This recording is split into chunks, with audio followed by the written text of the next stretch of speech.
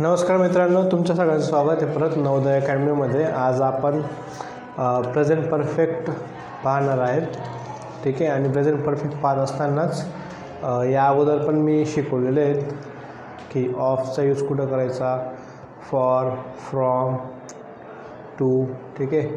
या सगळ्या गोष्टी या अगोदर पण शिकवलेल्या आहेत, तरी त्याचे आपण रिव्हिजन करणार आहेत। त्याचसोबत आपण आता सुरू करू प्रेझेंट परफेक्टला।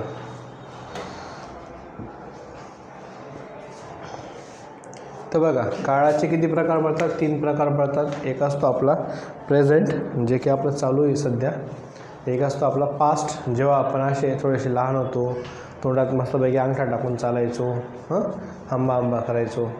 त्या गोष्टी काय आपल्या आयुष्यामध्ये होऊन गेल्या आहेत, ते आता आपला पास्ट आहे। आणि फ्युचर आपलं आता कोणी काय प्रत्येक वेळेचं स्वप्न असतात। कोणी डॉक्टर बनतं, कोणी इंजिनियर बनतं, किंवा मी असं करणार, मी तसं करणार, किंवा आपण म्हणतो ना कधी कधी की मामाच्या गावाला जर गेलं की मी असं करणार, हे करणार, तिथं जाणार।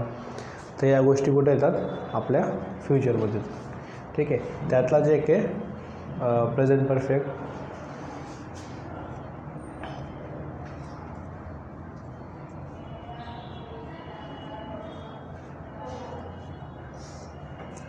तर या प्रेझेंट परफेक्टचा अर्थ काय होतो की प्रेझेंट परफेक्टचा उपयोग आपण तेव्हा करतो ज्यावेळेस आपल्याला समोरच्या व्यक्तीला असं समजून सांगायचं आहे की जे काहीही काम आहे, जे तुम्ही मला दिलं होतं ते झालेलं आहे। समजा आता आपल्याला बोलायचं आहे की माझं जेवण झालं, ठीक आहे, किंवा मी जेवलो।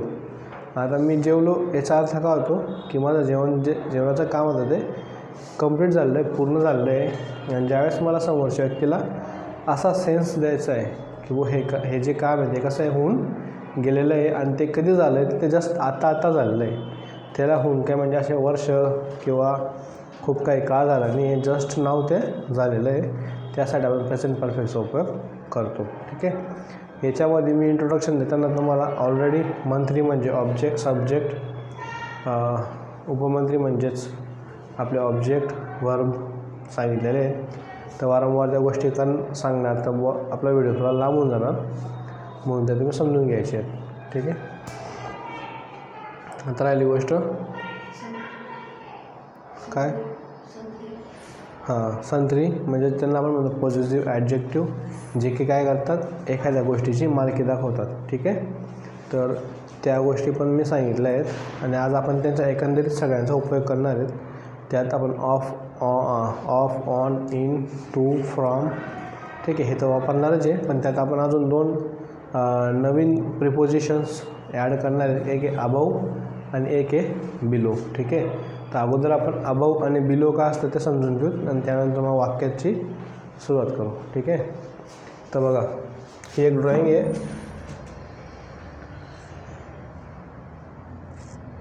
ठीक आहे।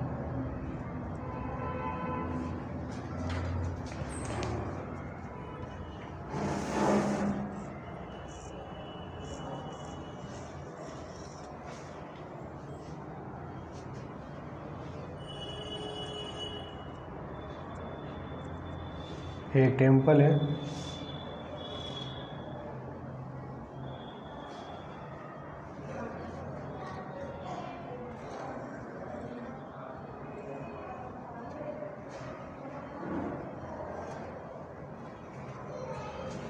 हिला तर मी कॅट म्हणा, म्हैस म्हणा, ठीक आहे। मी म्हणतो हिला कॅट आहे, ठीक आहे।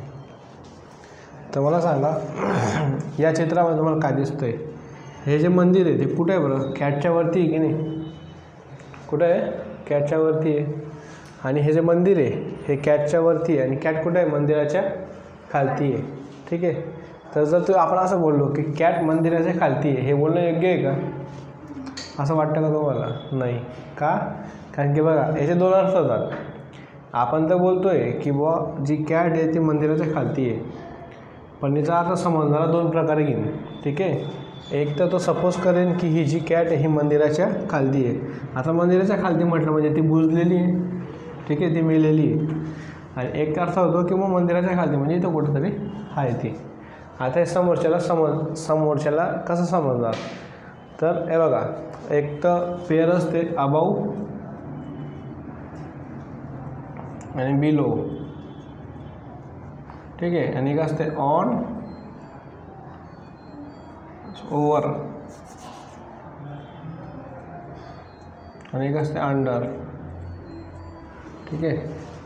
तर ओव्हर किंवा अंडर जी आहे ती आपण उद्या पाहूत. आज फक्त आपल्याला अबाव आणि बिलो पाहायचं आहे. ठीक आहे.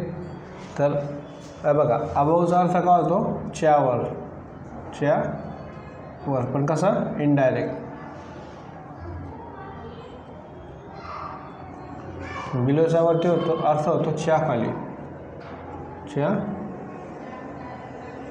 खाली, पण हा होतो इनडायरेक्ट. कसं बरं? तर बघा, सपोज आता आपण एका रूममध्ये बसलेलो आहे. ठीक आहे. किंवा आपण या चित्रात जर पाहिलं तर हे टेम्पल आहे, ही कॅट आहे. आता टेम्पल आणि कॅटमध्ये जर पाहिलं तर कॅटच्या वरती टेम्पल आहे, मान्य आहे, पण ते कसं आहे? क्रॉस आहे. जर आपण यांच्यात पाहायला गेलो तर हे कसं आहे? एका क्रॉस एरियामध्ये तिरपं आहे. ठीक आहे. आणि यांचं रिलेशन असं एकदम डायरेक्टली खाली नाही. तर जेव्हा आपण आपल्याला एखादी गोष्ट जी आहे ती कुठं आहे? क्रॉसमध्ये येते. ठीक आहे. त्यावेळेस आपण जर वरती सांगायचं असेल तर अबाव वापरणार, खाली सांगायचं असेल तर बिलो वापरणार. जसं की समजा आपण एखाद्या रूममध्ये बसलेलो आहे. ठीक आहे. समजा आपण इथं बसलेलो आहे, हा फॅन चालू आहे इथं शक्तिमानचा. मला सांगा, फॅन कुठं आहे? तुमच्या डोक्याच्या वरती आहे.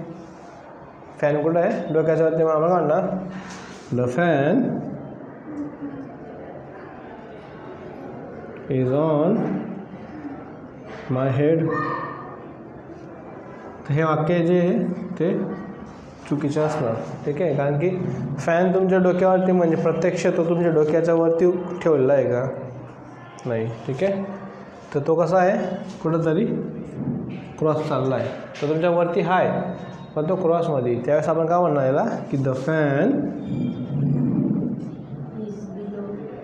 Is above my head. हे वाक्य काय राहणार? करेक्ट राहणार. तसंच आपण म्हणणार की वा द कॅट, काय म्हणणार? The cat is under the temple. ते वाक्य चुकीचं होणार. ठीक आहे. आपल्याला म्हणावं लागणार the cat is below the temple. हे आपलं वाक्य कसं असणार? एकदम राईट असणार. तर अशा पद्धतीने आज आपण अबाव आणि बिलो यांच्यामध्ये काय यांचा उपयोग कुठं होतो आणि यांच्याऐवजी जर आपण दुसरे शब्द वापरले तर त्यांच्यात काय चुका असतात ह्या पाहिल्या आहेत. आणि अशाच प्रकारचे नवीन नवीन टॉपिक्स आपण या चॅनलवर टाकत राहणार. तरी आवडलं तर चॅनलला लाईक करा, सबस्क्राईब करा आणि शेअर करा विसरू नका. ठीक आहे. आजचे दिवस आपण इथंच थांबू. जय हिंद, जय महाराष्ट्र.